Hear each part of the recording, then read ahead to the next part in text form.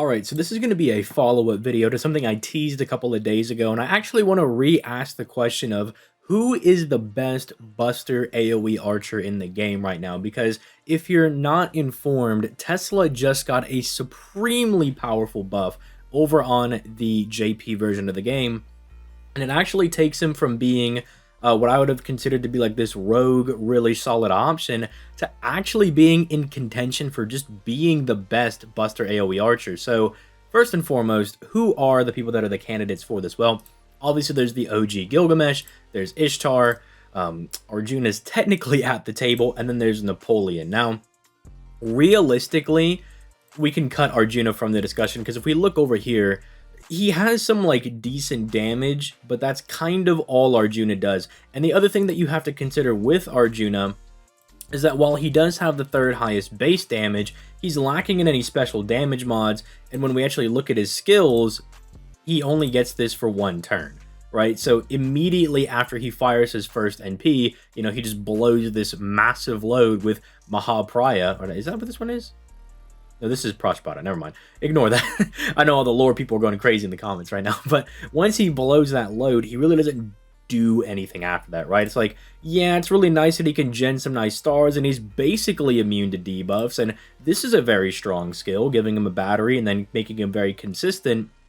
But you're not really building up into anything, if that makes sense. So you're really not doing a whole lot. And then even he got shafted because Karna and him, you know, are rival characters, and Karna got the special damage mod. He gets this insta-kill meme, right, which is not very good. So we can immediately kind of cut him from the conversation. And then I think the next person we could probably cut is Napoleon, right? Because, well, I think Napoleon is quite a good servant because this is a very powerful charisma. The fact that he can also do this on top of his first skill to double buff not only himself but the entire party, and kind of give himself the ability to drop a decent bit of stars with like 5-hit NP with the second skill with the massive star genning buff right here. And then the 30% battery is also nice. It's just not quite as good in my opinion of having this special damage mod against only divines, whereas if you're going to have a 30% battery, at least someone like Gilgamesh has a special damage mod against pretty much every servant in the game, right? And you can debate whether or not you think Napoleon's Divine is better than, let's say, Earth or Sky, or just Ishtar's flat raw damage. The thing is that at least these two have is they have a 50% battery, which is why they're the main people in this discussion. So Napoleon, as good as he is, kind of falls off a little bit in the discussion as well. And then you guys can kind of see where this is going. I think Gilgamesh, for as much as I like him, also kind of gets cut from the discussion because he, I don't want to say is very basic, but he is just extremely basic. If you look at all three of his skills, they're all fairly solid, but he's not really doing a whole lot outside of just smacking people with Enuma Elish, which sometimes is actually good enough, you know, just being able to be a giant beat stick, but at least the other people are doing a bit more, which even in the case of Napoleon, you can give Napoleon an edge on Gilgamesh because at least Napoleon is properly supporting the party by generating stars every turn, making his own NP a star bomb, double buffing the entire party, buffing everybody else's star generation rate. So if you have someone like Emiya on the team as well, or Raiko, or Iskandar, on the turns that they don't even have their own crit damage, not crit damage, but crit star drop rate skill, well, Raiko doesn't really work for that because she does it on NP, but you get what I'm saying. You can support those people as well and kind of help them whenever their skills are on downtimes, whereas Gilgamesh kind of is just a very basic beat stick as much as I love him, right? So that's why it really comes down to Tesla versus Ishtar. And then when you just look at them, I just feel as though Tesla is just clearly the best of the two, right? Because let's just look at what he's doing. He's massively gassing up his own NP gain rate on top of already having a 50% battery, right? Then he buffs up the entire party's NP gain rate by 30% for 3 turns. Keep in mind, it's on a 5-turn cooldown. And then he fixes the one issue that he was really having in buffing his buff success rate, but not only just buffing it for himself, but for the entire party on that same 3-turn cooldown. And then, you know, he's increasing his debuff success rate for his NP over here to help the stun be an 80% chance because this buffs it by 40%. And, you know, while we would have realistically liked to see that be 3 turns, I understand the philosophy is that, like, you're going to fire your NP once, you know, and then you're gonna go ahead and like get that guaranteed stun on the first one, and then you could probably hold out for the next couple of turns, especially given that my man is packing a guts, and then with the 20% buff, he now is guaranteeing himself this 30% NP damage buff for 3 turns on top of a 20% attack buff. Those multiply into each other, by the way, to be more than just like a simple mana burst. And then he's also guaranteeing himself 30% defense, so he becomes a little tanky with a focus sash, plus the fact that he has his own 50% battery and is gassing up the entire party's NP gain rate.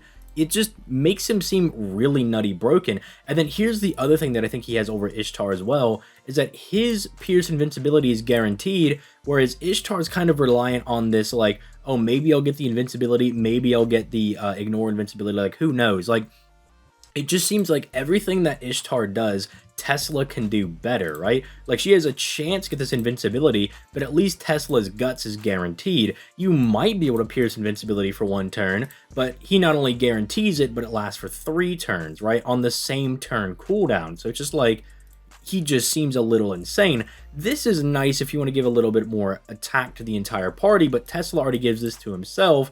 And then, you know, I'm not really going to say that 20% crit damage to the entire party is as good as 30% NP gain and buffing their buff success rate both for 3 turns on a 5-turn cooldown, right? Like, I just think that's flat out better. And then this is the only thing that really keeps Ishtar in the game, alongside this right here, where she can guarantee drop 20 stars for herself. Being an archer, she's going to suck those up for herself as well to guarantee that she can do some decent turns. But even then, my man Tesla is just hitting a wide variety of servants. Like, it's like, sure, Ishtar probably is more quote-unquote consistent because she can do this damage against anybody, but you do have to time the buffs, right? So you can only get it like once every other turn, basically. Whereas Tesla, if you're just fighting any of these people, right, that fall under Earth or Sky, he is just going to be obliterating these people. And I mean, like, look at all these sabers in here, dude. Like, even if you're only going to use them against sabers and berserkers, right? Like, there are a hefty amount of sabers and zerks that he can hit here. And then it also makes him extremely useful if your box isn't as strong. And let's say you don't have a moon cancer to deal with someone like Gorgon, or you encounter Kajakio over here, right? Sorry, I forgot her name. But you encounter them, you don't have a moon cancer to deal with them. Because of his insane special damage mod, he'll just blast them away anyway, right? And then even when we look over here, I mean, he's just blowing her out of the water in base damage, and especially when they have special damage mods, right? So it just seems like, yeah, as much as I was like, oh, I want to do a video talking about if Tesla is the best AoE buster archer, right? I just think he is, and I'm going to be pushing him pretty hard now because he's just absolutely insane. Like, he is pretty broken. I think he's pretty definitively the best of the, you know, the 4 here. I was contemplating talking about Emiya as well, but I think Emiya is technically more of a arts AoE archer now. I think we can all agree on that after his buff. So let me know what you guys think in the comments down below. This is something that I've been really thinking about ever since he got his buff. I mean, you guys can see in the video when we were first looking at it, I was like, is he just the best AoE archer now? Like, is he just definitively the best one? And I think so, but I'd love to see your guys' thoughts in the comments down below. Let me know if there's anything that you guys are like, well, you're not really considering this factor right here. Maybe you're not considering this, but I think Tesla just has an absolute lockdown on it because there's just really no weird restrictions on anything. It's just the very good, like, he gets everything for like 3 turns, pretty low cooldowns, he's buffing the party, having all of this guaranteed is insane. I mean, the good special damage mod, the fact that he can pretty much guarantee mass stun the entire enemy party, he's just a really, really good servant, right? And I'd like to honestly see them do this more with older servants, because first they did it with Ozymandias, and now it seems like Tesla is the next one to become really broken. So I can kind of cross my fingers and be like, maybe Jalter or Gilgamesh will be like the next one to get an insanely broken buff. But yeah, I'm starting to ramble at this point. Let me know your guys' thoughts in the comments down below. I'm gonna go ahead and get out of here. You guys have yourselves a nice day. Peace, late guys.